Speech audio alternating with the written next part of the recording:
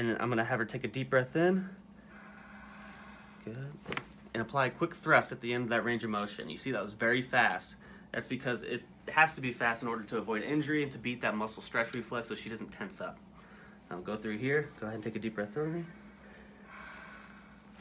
Good.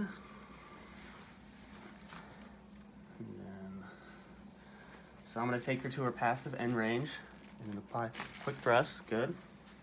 And then we're gonna check the vertebrae above. Good. All right, Carla, go ahead and go on your side to side up for me.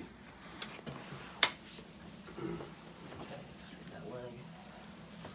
This is a side posture adjustment. You're in a good position.